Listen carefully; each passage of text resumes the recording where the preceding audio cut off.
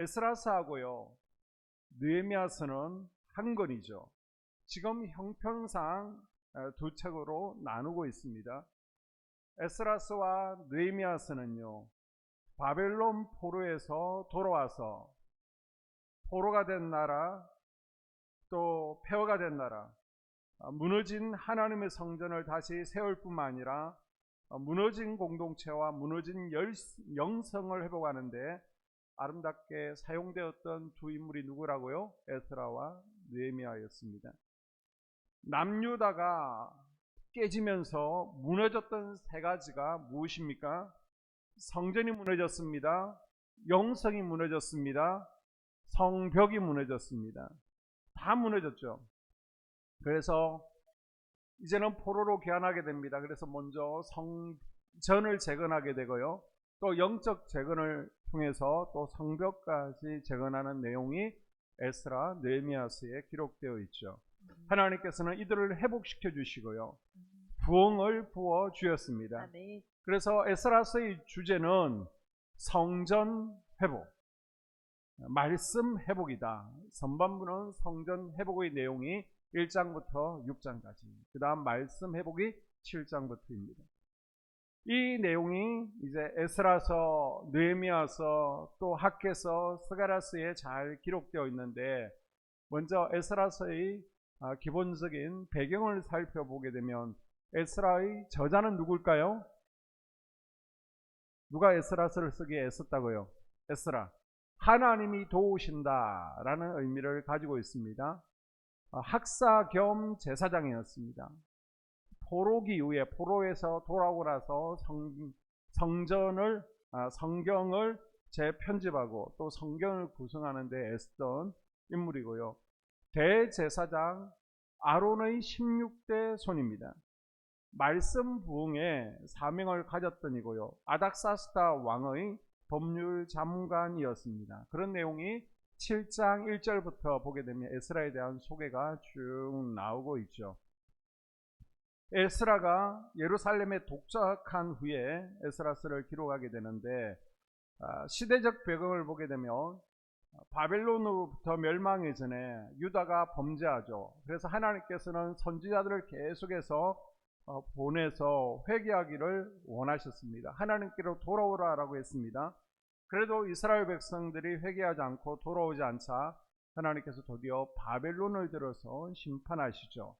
자, 이 기간 동안 세 번에 걸쳐서 포로로 잡혀가게 됩니다. 1차 포로 때 다니엘이, 2차 포로 때 에스겔이, 3차 때 또 시드기가 눈이 뽑혀서 잡혀가고 나라가 망하게 되는데요.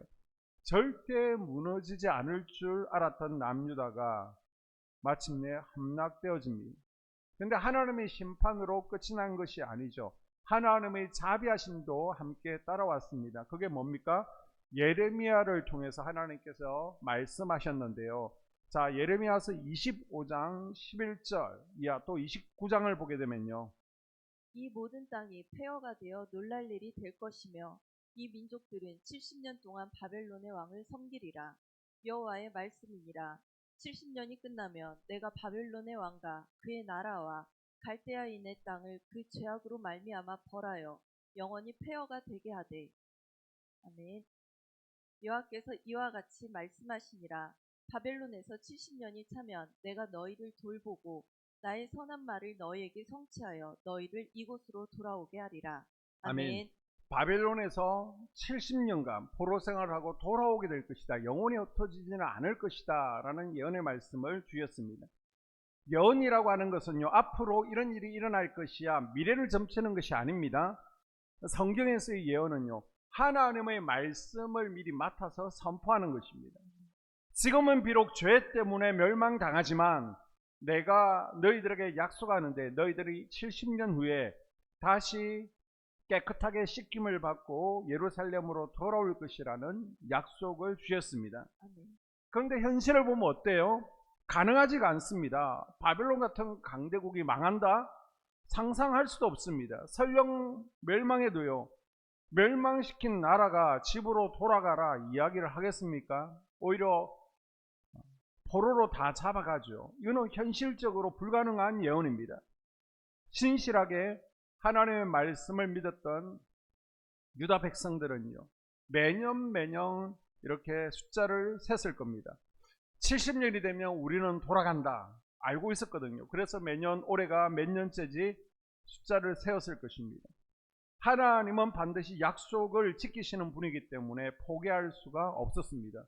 그런데요, 정말 70년이 지나자 그렇게 부강했던 바벨론이, 전혀 멸망당할 것 같지, 망할 것 같지 않던 바벨론이 시름시름 약해지더니 기원전 539년 10월 13일 밤 저녁에요, 드디어 페르시아에 의해서 멸망당하게 됩니다.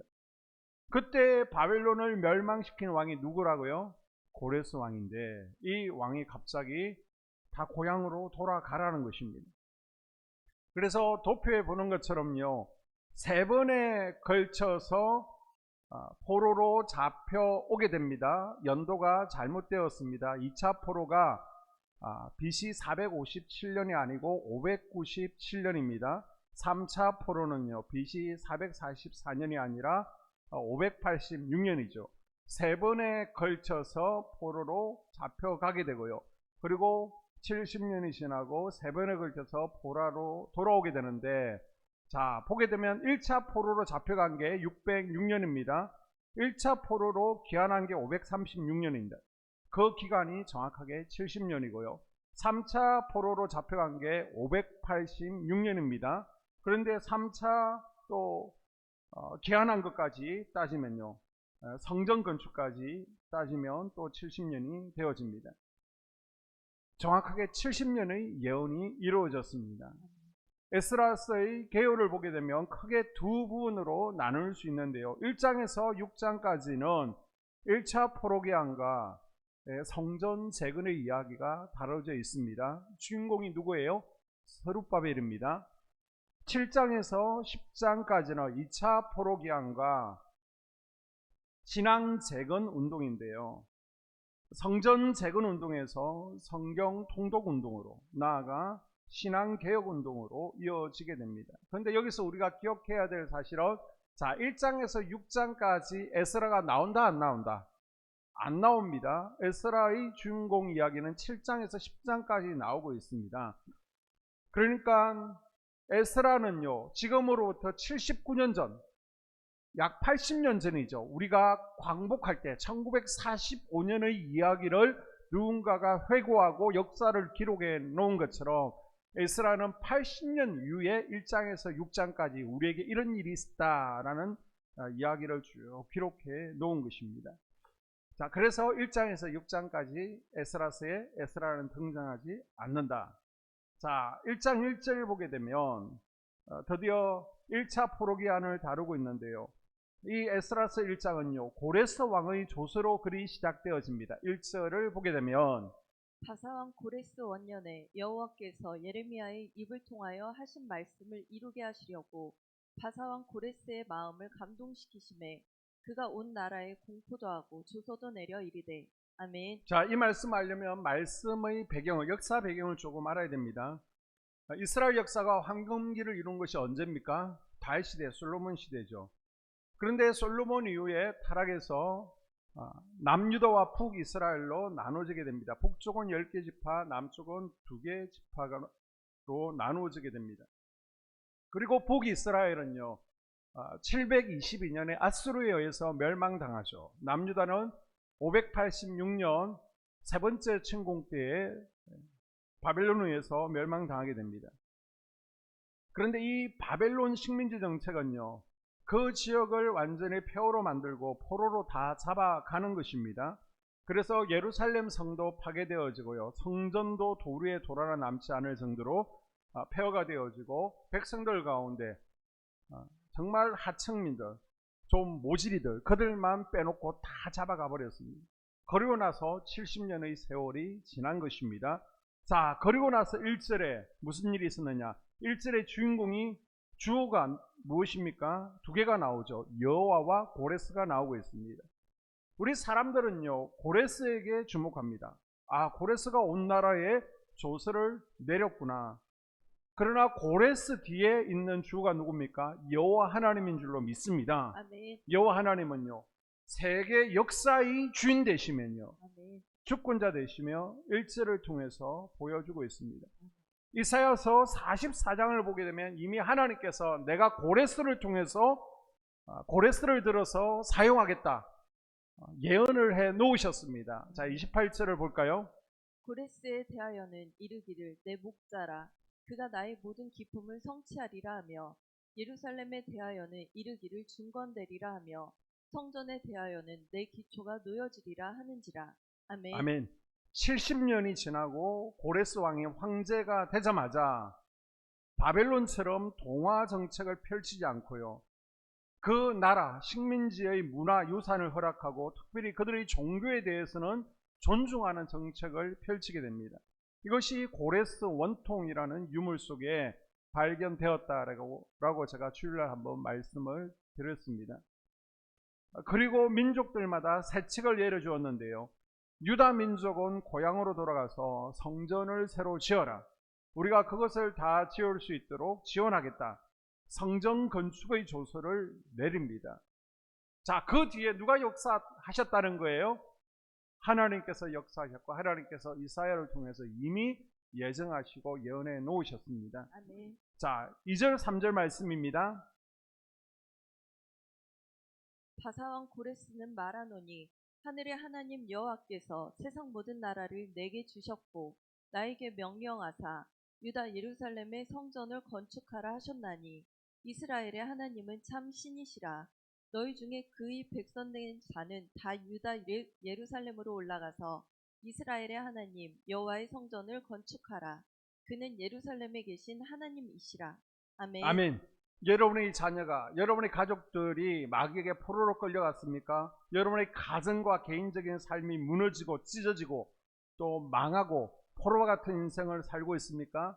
다시 회복되어지는 것은요, 하나님의 개입하심, 하나님의 역사가 있을 때 가능한 줄로 믿습니다. 아멘. 한번 따라해볼까요? 하나님이 개입하셔야 하나님이 개입하셔야 회복이 일어납니다. 회복이 일어납니다. 아멘. 그렇습니다. 우리 삶의 환경이 바뀌어야 된다라고 생각하는데요, 그 환경 가운데 하나님께서 개입하셔서 역사하실 때, 아멘. 그래서 누군가의 마음에 감동을 주시거나 역사 가운데 그것을 이루시거나 하나님의 역사가 있을 때 그 공동체와 또 우리 가정과 인생이 회복되게 될 줄로 믿습니다. 아멘. 페르시아가 바벨론을 멸망시킨 후에 고레스가 포로들에게 고향으로 돌아가도 좋다라고 조서를 내렸죠. 자, 총 돌아온 인원이요, 1차, 2차, 3차에 걸쳐서 10만 명이 돌아오게 됩니다. 200만 명이 포로로 잡혀가는데 그 가운데 10만 명이 돌아오는 겁니다. 대부분이요, 이민 2세대, 3세대입니다. 지금은 10만 명이 별거 아닌 것 같지만요, 2500년 전에 10만 명은 어마어마한 숫자입니다. 자, 1차 포로기 한 지도자가 누구라고요?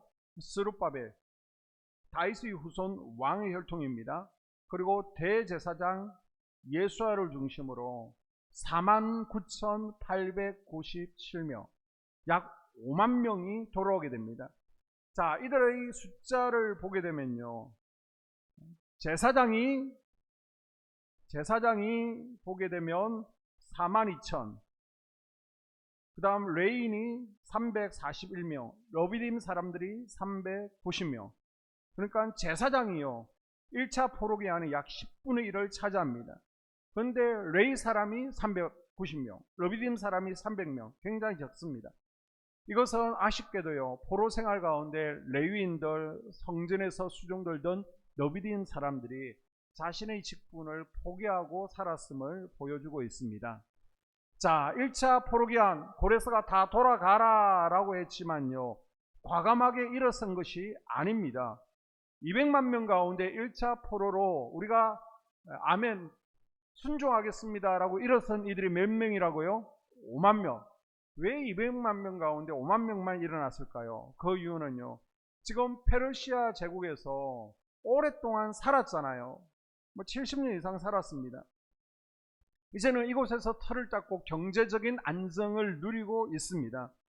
그런데 이제 새롭게 지금 2세대, 3세대들인데 우리 할아버지 할머니의 고향으로 돌아간다는 거, 경제적인 안정을 포기하는 것이 쉽지가 않습니다. 두 번째요, 이 바벨론과 페르시아는 도시거든요. 그런데 지금 저 이스라엘 예루살렘 시골로 가라 하니까 여러분 시골 생활이 그렇게 녹록하진 않잖아요. 그래서 아주 발달된 바벨론 페르시아 문화에 젖어 있는데 시골 동네로 가기가 싫은 것입니다. 이 바벨론에서의 귀환을요, 출애굽과 비교할 수 있습니다. 그래서 우리가 출애굽이라고 말하는 것처럼 출페르시아라고 얘기합니다. 자, 이것을 도표로 비교해 보게 되면요, 자, 출애굽은 어디에서 출애굽했습니까? 출애굽에서 했죠. 그러면 출페르시아는 어디에서 지금 귀환을 하는 겁니까? 페르시아, 바벨론입니다. 자, 출애굽은 몇 년 만에? 430년 만에. 그 다음 1차 포르기아는 얼마 만에요? 70년 만에. 출애굽은 몇 명이 나옵니까? 200만 명이 나왔습니다. 그리고 출페르시아는요 10만 명이 나왔습니다. 출애굽은 몇 년에 걸쳐서 가나안 땅으로 들어오게 되죠? 40년이었습니다. 그러면 출페르시아를 몇 년이 걸렸을까요? 1차, 2차, 3차 100년에 걸쳐서 돌아오게 됩니다. 출애굽의 지도자는 누구였습니까? 모세와 그 옆에 여호수아가 있었습니다. 출페르시아는요 에스라와 느헤미야가 있었습니다. 자, 이 페르시아 땅에 남을 것인가 떠날 것인가, 선택의 갈림길에서 우리가 떠나겠습니다 라고 선택한 이들이 5만 명입니다.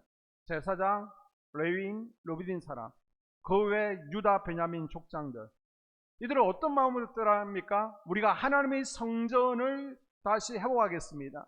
예루살렘 성을 다시, 무너진 성을 건축하겠습니다. 이렇게 성전 재건의 비전에 동참한 이들이 기꺼이 경제적인 안정을 뒤로하고 떠날 수 있었습니다. 자, 그리고 4절에 보게 되면요, 이곳이 너무 편하니까 떠나기 싫었던 이들이 있잖아요. 이들에게는 자, 너네들 떠나지 않아? 좋아. 그러면 니네들이 가지고 있는 것 헌금해서 기쁨으로 도와라고 하니까 페르시아에 남아있는 유다 백성들이 기쁨으로요 1차 귀환자들을 도와주고 함께 가지고 갈 수 있도록 예물을 주게 됩니다. 출애굽할 때도 많은 애굽 사람들이 예물을 내어준 것처럼 지금 출페르시아 할 때도 많은 예물을 내어주어서 하나님께서 내보내시죠. 뿐만 아니라 7절에 보게 되면요, 고레스도요 여호와의 전에서 가져왔던 기명을 다 내어주게 됩니다. 7절 볼까요? 고레스 왕이 또 여호와의 성전 그릇을 꺼내니 옛적에 느부갓네살이 예루살렘에서 옮겨다가 자기 신들의 신당에 두었던 것이라. 아멘. 왕의 창고지기에게 명령해서요, 성전에서 가져왔던 기명들 다 꺼내봐, 숫자를 세어봐 라고 했더니 5,400여 개였습니다. 그래서는 고레스는요 스룹바벨을 불러서 이거 니한테 맡길 테니까 그대로 예루살렘으로 가지고 가고 성전에서 넣어서 쓸 수 있도록 하라라고 명령하게 됩니다. 이스라엘의 역사가 가운데 요세푸스라는 유명한 역사가가 있죠. 그 책에 보게 되면 고레스 왕이요 수리아에 거하는 총독 시신네스와 사트라 부사네스에게 보낸 편지가 발견되었습니다. 이 편지에 보게 되면 무슨 내용이 있냐 그러면 5,400점의 성전 기명들을 페르시아에서 예루살렘으로 보낸다라는 내용이 있고요, 역사적 기록으로 남아있는 겁니다. 그 다음에 이런 내용이 있습니다. 나는 또한 그들에게 선조 때부터 누려오던 영예를 누리도록 허락했으며 가축과 포도주와 기름 살 비용으로 20만 5,500 드라크마를 주었고 밀가루를 살 비용으로 2만 500 아르타베를 주었어. 나는 사마리아에서 나올 세금으로 이 경비를 충당하라고 명령했고 나는 그들이 제사 드릴 때 페르시아 왕국과 왕가와 왕을 위해 하나님께 기도를 드리도록 하라고 당부해서 고레스 왕의 조서와 명령 그리고 이 편지 덕분에요 이들은 예루살렘 성을 회복하고 또 성전 재건에 대한 계획을 차츰차츰 이루어가는 것을 볼 수 있습니다. 자, 포로들이 돌아올 때에 버스로 돌아오는 것이 아니잖아요. 걸어서 오니까 시간차가 나게 됩니다. 어떤 빠른 이들은 빨리 오고요. 또 느린 이들은 5개월, 6개월, 빠른 이들은 3개월, 4개월 걸립니다. 자, 오늘 말씀 배경으로 볼 때 바벨론에서 떠나올 때에 서로 약속을 했던 것 같습니다. 일찍 돌아오는 사람도 있고 늦게 돌아오는 사람도 있는데 일단 돌아오면 자기 고향으로 돌아가자. 그래서 자기 고향으로 돌아가 있다가 7월 1일 나팔절이 되면 예루살렘에 다 함께 모이자는 겁니다. 자, 3장으로 갑니다. 3장 1절에 이스라엘 자손이 각자의 성읍에 살았더니 일곱째 달에 이르러 일제히 예루살렘에 모인지라. 아멘. 왜 모이라고 합니까? 자, 2절에 답이 있습니다.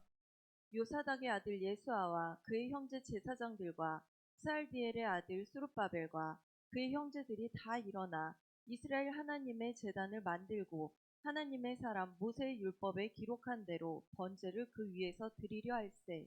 아멘. 뭐 하려고요? 하나님 앞에 절기를 지키려고, 예배 드리려고 모이는 것입니다. 지금 망하고 포로되고 비참한 인생이 되었는데 하나님께서 회복시킬 때 제일 먼저 회복시키는 게 뭐라는 겁니까? 먼저 어그러진 예배를 회복시키는 겁니다. 아멘. 자, 7월에 이스라엘의 중요한 세 절기가 있습니다. 나팔절이 있고요, 초막절이 있고요, 대속제일이 있습니다. 자, 6절에 일곱째 달 초하루는 나팔절입니다. 나팔절은 새해 첫날이죠. 이 나팔절은 한 해를 지켜주신 하나님 은혜에 감사하고 새로 시작된 한 해를 기뻐하고 하나님께 맡긴다라는 의미를 가지고 있습니다. 우리의 송구영신 예배 같은 의미를 가지고 있죠. 나팔절이 되어지면요, 온 땅에 쇼파르라는 수장의 뿔로 만든 양각 나팔을 막 부르댑니다. 이 나팔 소리와 함께 대속제일, 초막절 예배를 준비하게 되죠. 그리고 7월 10일은 대속제일입니다. 대속제일은 욤키푸르라고 하는데요, 이스라엘 백성들의 죄가 1년에 한 번 사함을 받는 날입니다. 내가 알게 모르게 지은 죄 있잖아요. 온 회중의 죄들을 1년에 한 번 7월 10일 날 다 한 번에 사는 것입니다. 이때 대제사장은요, 1년에 한 번밖에 출입하지 못하는 지성소에 들어가서 자신과 백성들의 죄를 속하기 위해 속죄 제사를 드리게 됩니다. 죄가 있으면요, 하나님께서 성전에 거하지 못하시거든요. 그래서 그 죄를 도말하는 속죄 제사를 1년에 한 번 드리게 됩니다. 그리고 7월 15일부터 일주일 동안 초막절을 지키게 되는데 1년 용사를 다 끝내고 나서 하나님께 추수감사 절기로 지키는 절기입니다. 또 하나 초막절의 중요한 영적 의미는요, 이스라엘 백성들이 40년 광야 생활 가운데 농사 짓지도 않고 집도 없을 때 텐트 치고 살았지만 하나님의 은혜로 또 만나와 메추라기, 구름 기둥, 불 기둥으로 생수 공급받으며 살아왔잖아요. 7일 동안 여러 가지 나뭇가지로 초막을 짓고 거기 들어가서 40년 동안 광야에서 베풀어 주신 하나님 은혜에 대해서 감사하고 기념하는 것입니다. 그런데 오늘 본문에서 주목할 것은요, 지금 이스라엘 백성들이 처한 상황은 예배 드릴 상황이나 형편이 전혀 되지를 못했습니다. 자, 1월에 출발했습니다. 5월, 6월에 도착했습니다. 이제 포로에서 돌아와서 농사 지은 것도 없습니다. 열매도 없습니다. 재물이 없는데 무슨 절기를 지킵니까? 그리고 6절 하반절에 보게 되면 그때 여호와의 성전지대는 미처 놓지 못한지라. 성전은요, 기원전 586년 바벨론이 쳐들어왔을 때 돌 위에 돌 하나 남지 않고 다 파괴되었습니다. 폐허가 되었습니다. 아무것도 없고요, 기껏해야 예배드릴 만한 무너진 터 하나 정도 있습니다. 이 폐허 위에 예배드리려고 이들이 모인 것입니다. 아니, 목사님, 아브라함이나 이삭이나 야곱이나 언제나 돌단 쌓고 예배드렸잖아요. 아니, 아무 곳에서나 예배드릴 수 있는데 그게 뭐가 문제가 됩니까? 라고 질문할 수 있습니다. 그러나 솔로몬 성전 이후에는 예배의 변질, 예배의 타락을 막기 위해서 성전에서만 예배드리도록 하나님께서 법으로 정해놓으셨죠. 그래서 예배는 어디에서 오지? 성전에서. 그래서 포로로 갔을 때에 시나고게라는 회당, 백성들이 모여서 교제하고요, 또한 교육받는 회당이라는 곳이 있었지만 이곳에서 예배를 드리지는 못했습니다. 왜요? 하나님께서 성전에서 예배 드리라라고 했기 때문에.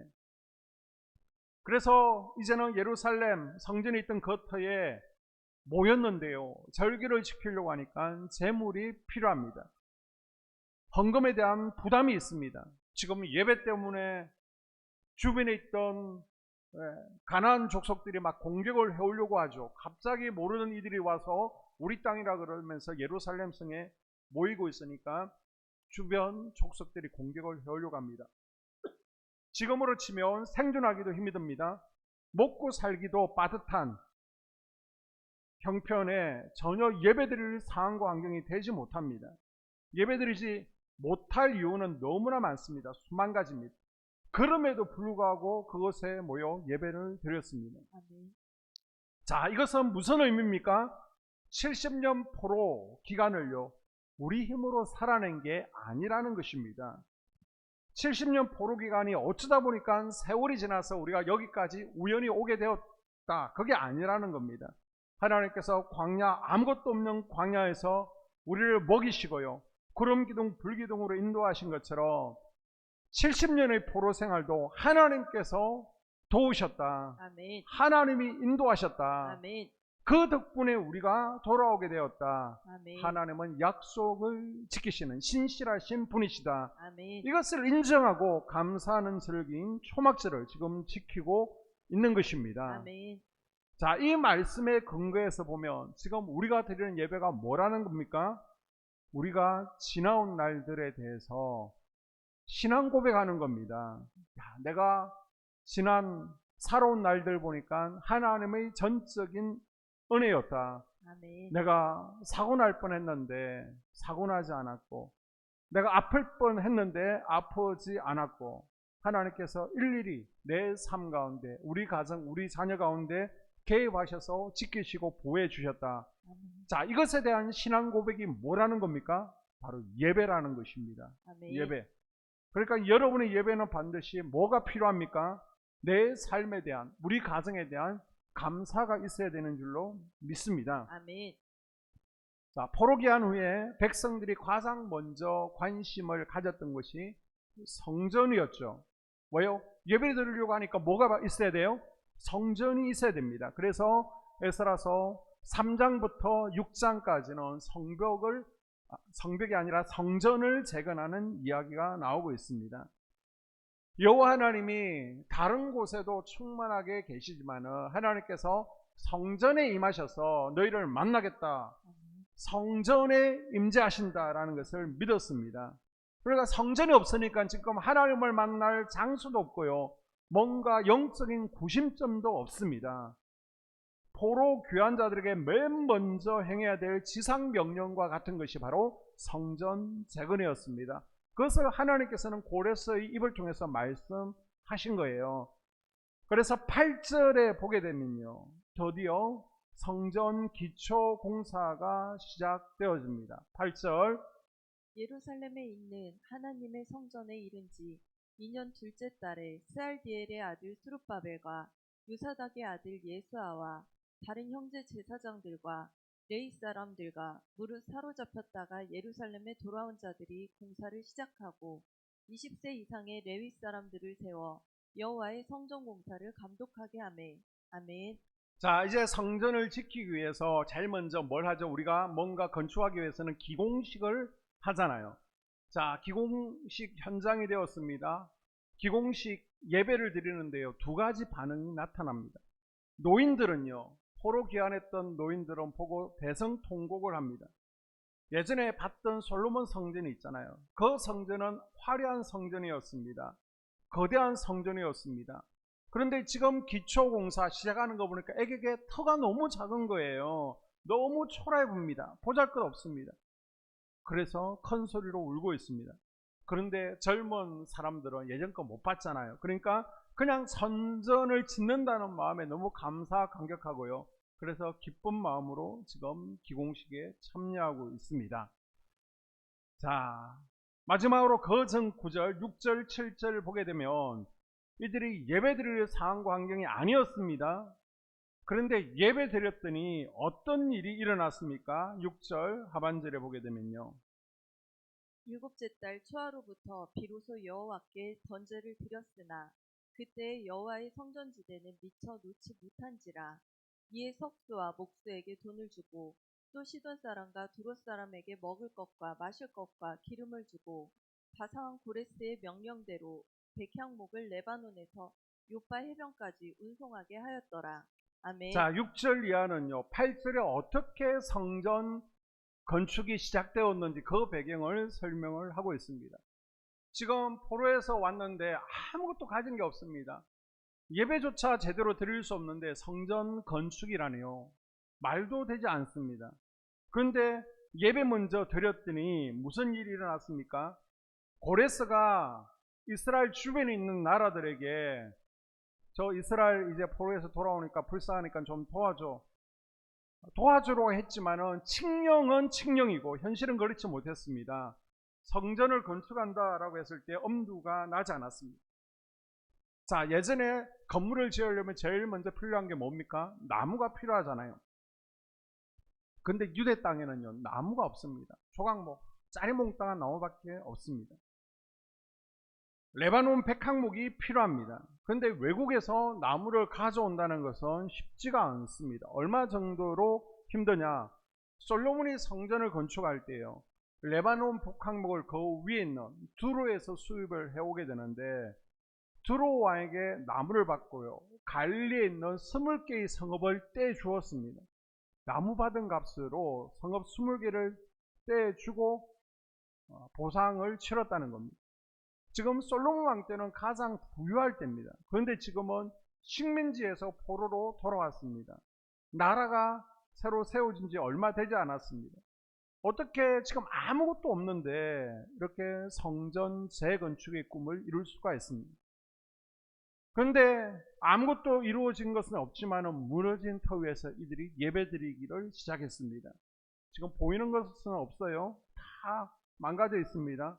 그런데 예배드리기 시작하니까 하나님의 역사가 시작되었고요, 하나님께서 이루시기 시작했습니다. 아멘. 이것이 바로 6절, 7절 말씀입니다. 성전 짓는 것은 현실적으로 불가능했어요. 꿈만 같은 일이었어요. 그러나 우리가 뭐부터 회복하자? 예배부터 회복하자. 무너진 예배를 회복할 때 하나님의 일하심이 보여지기 시작했습니다. 아멘. 내가 못하는 것, 내가 할 수 없는 것을 다른 사람들을 하나님께서 예배 가운데 임하셔서 감동하시고요, 다른 사람을 통해서라도 일하시기 시작했다는 겁니다. 아멘. 하나님께서 도움의 손길들을 붙여주셨습니다. 아멘. 여러분의 가정 가운데, 여러분의 인생 가운데 무너진 것들이 있습니다. 누군가 포로로 잡혀갔습니다. 내가 지금 할 수 있는 게 없어요. 그거는 성전 건축을 하는 것처럼 불가능해 보여. 그러나 제일 먼저 우리가 예배의 자리에서 하나님을 초청할 때 아멘. 하나님께서 우리에게 오셔서 무너진 것을 회복시켜 주시고 아멘. 또 하나님의 역사를 우리가 경험하게 될 줄로 믿습니다. 아멘. 기도하겠습니다. 하나님,